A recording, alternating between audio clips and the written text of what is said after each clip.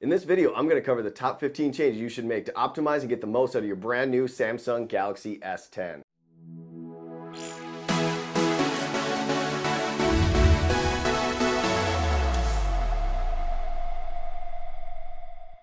Hey, what's up guys? My name is Tony. If you're new around here, welcome to Talkin' Tech. If you've watched me previously or already subscribed, I can't thank you enough. Anyway, as I said in the open, we're going to cover the top 15 changes you should make on your Galaxy S10.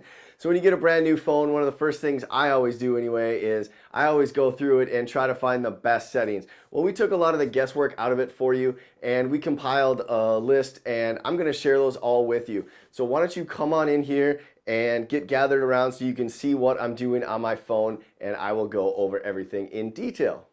Alright guys, so the first thing we want to do is jump into our settings menu. So what you want to do is open up your app drawer here and then scroll over to S, or however I guess you have it set up. So here's my settings, and then now that we're in here, the first thing I want you to do is enable your developer options, which you can see mine is already on. So what you want to do is you want to go into your About Phone, Software Information, and then build number, and you want to tap that 7 times. Mine's already on, so it's not going to do anything, but you do that and it'll say development mode has been turned on, and then you go back here to the settings menu and you can see that the developer options is here. Now what this does is give you a few more system level options like animations, which we'll do here in a second.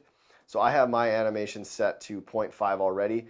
So if you're not familiar with what an animation is, it's basically the slow cut between menus and applications and stuff. So I have mine turned down quite a bit to make it feel a little bit snappier. But we will go into the drawing menu down here, and once we're there we can change the animation scale to 0.5, and I did it for all of them. It makes the phone feel a little bit snappier without kind of taking that polish and that niceness away from it. Alright, so let's go back here to the let's go back to display options here, and we will turn on night mode, what they call night mode. So as you can see, my phone already has it, but if you turn it on or turn it back off again, you can see the screen is pretty stark white, and it's kind of bright on the eyes. So this helps twofold. So the first obviously is it's really a lot easier on your eyes. The second is it actually helps with your battery life. If you're unfamiliar with what if you're unfamiliar with what OLEDs are when they're black, it actually means that their screen is off. So all this black up here is actually not really displaying a single thing. So it is really nice, and it helps the battery and it helps your eyes. So I think that is a must-have. The next thing that we're going to jump into is the font size and style. As you notice, mine is all the way down, and I think this just looks really good on this beautiful screen here. And so you can change the font style if you want. I just go with the default, but it's kind of up to you, and you can add your own fonts if you prefer. You can also do a bold font, but I guess when you have small fonts, what's the point of having a bold font? The next thing that we're going to change is we're going to go to the home screen, and on the home screen here, what you can do is you can change the grid, and you can make it as big as possible, as 5x6. Now this doesn't matter if you're planning on adding yourself a third-party launcher such as Nova, and we'll cover that in a second, but I prefer to go with the Samsung version here, and you can get multiple, or you can get more apps on the screen. You got this big beautiful screen. Let's make use of the real estate. There's no reason it needs to be the size of a dime to open an application.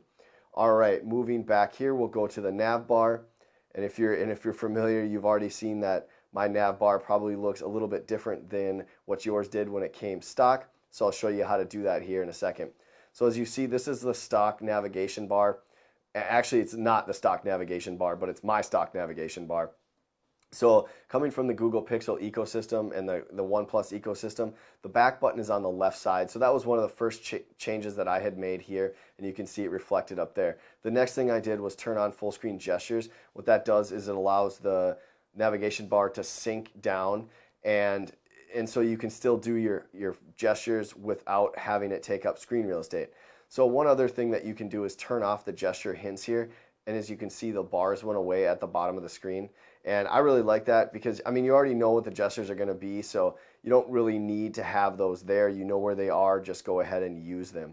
Alright, so I'm going to turn that off, and then the next thing that we're going to do is we're going to go to the swipe down for notification settings, and let's go back here. gotta go to home screen. Oh, so we already had home screen, so my fault. And then we want to do the quick open notification panel. So you can see mine's already on. So let's go to the home screen here. So since I don't have giant hands, I mean I have decent, but it's a lot easier to swipe up and down when you are, holding this with one hand, essentially. So, all right. So let's go back into the settings menu here. The next thing that we're going to tackle is the screen resolution. Oops, I didn't need to go back out there. So we will go to the screen resolution. There it is. And you can see mine is already set on WQHD+. So this is the highest resolution. Now, you're probably going to lose some battery life. I don't know how much exactly when you set it to this, but we have this beautiful screen here. Let's make use of it. That's exactly what the screen was meant to do. But if you are looking for better battery life or a little bit larger screen, I guess you can go to a different size setting. Now, like I said, I don't necessarily like to do that, but I would recommend this size myself. All right, so let's move on to the biometric setting here. So if you're not familiar, this phone has a facial unlock as well as an on-screen fingerprint sensor. So as we jump into here, you can set up your facial recognition and then your fingerprints. Now, a word of advice for the fingerprints, I've had not great luck with it. So I would recommend setting up your main finger, let's say your right thumb for me. You set it up 3 times, 3 different times, and that'll allow it to have better, accuracy.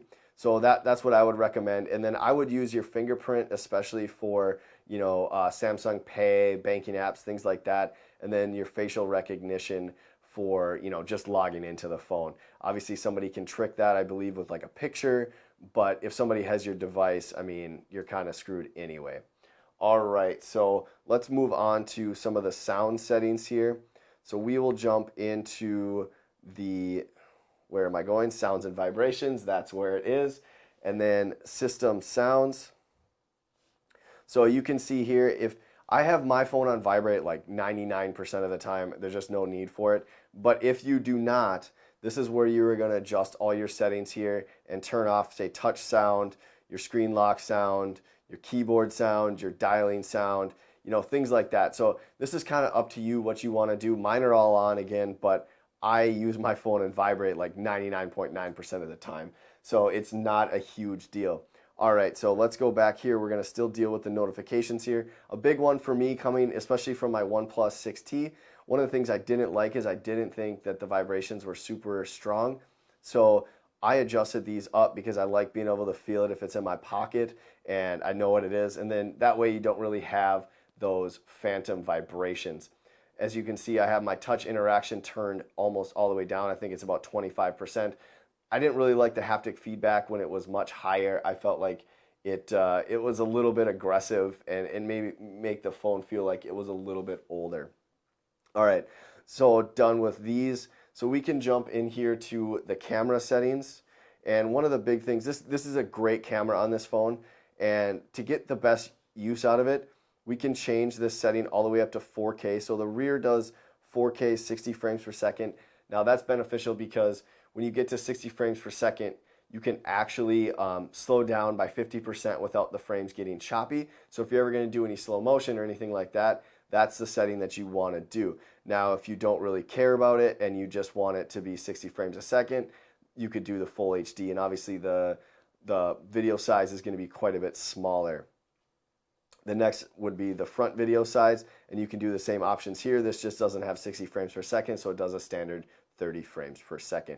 I mean, you can change it to their 19:9 screen size if you want to do a full screen video. I don't really see the benefit because there's not a whole lot unless you're going to cut it out or use it to zoom or something like that. The next thing that we're going to do is, this is actually a third-party app. It is called Good Lock, and we're going to open that up here. So this is something that I just downloaded from the Galaxy store. And one of the things that you can do with it right now is it's called a task changer. So if I turn this on, my layout for my apps is carousel. So we'll do this and you can see how the apps cycle through. I think this is kind of neat. And you can do the stack if you want. So it's a lot easier to flip through them. Oops, I want to go back into Good Luck. and I'm going to turn it off right now because I don't need it. But it sounds like there are more options coming for this for the S10. Just because it's a new phone, I don't think there's a ton of stuff that's available at this point. So one of the other big things too with when you get a Samsung phone, it comes with quite a bit of bloatware. And so one of the first things I did was disable it, or you can't uninstall. I have a Verizon phone and you can't uninstall a lot of it. And I don't even know if I have anything on here anymore. But basically what you do, I'll go to the Samsung side here. So if I go into the Samsung, if you just hold this and click uninstall, and for the Verizon apps, it's actually called disable. They don't let you actually uninstall it. But that'll actually speed up the phone a little bit and stop some of the weird notifications that you're going to get. So that was one of the first things that I did, and I don't even have the Verizon option anymore. So I'm pretty happy with that.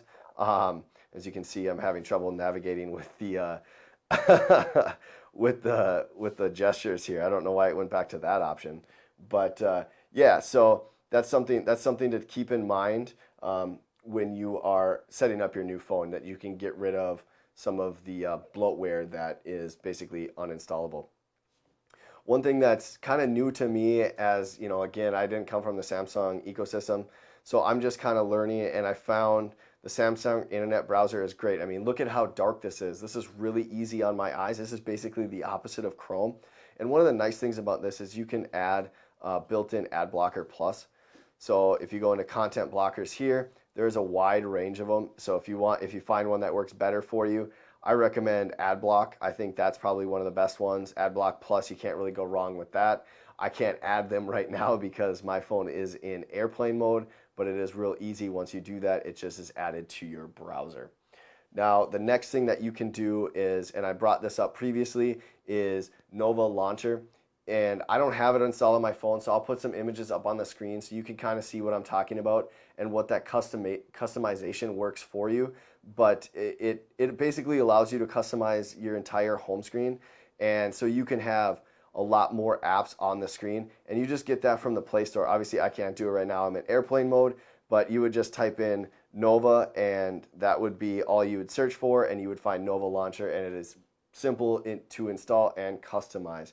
So I will put the link to a sheet with all of this stuff down in the description, and then any other things that might be third party like GoodLock or Nova, and I will put those down in the description as well so that you are able to find it easily. And really that's really the end of what I have for you. I do have a couple of little nuggets that I would like to throw in there. So if we jump back into settings here, if I can find it, and then I want to go to lock screen.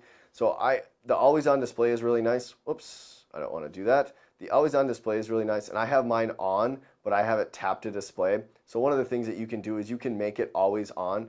It takes about, I figured out, about 3% battery life for for an entire day, which isn't really the end of the world. So if you like to see, your phone sitting on your desk at work, or say you have a charger that, a wireless charger that has a little bit of a stand, that would be something that would be good. You'll be able to see the time, see the weather, your notifications all the time. And again, I have mine set to tap to show, and I'll show you what I'm talking about when I turn it off. If I just tap it here, it just comes on. So it's fine, and I prefer that. It doesn't waste any extra battery.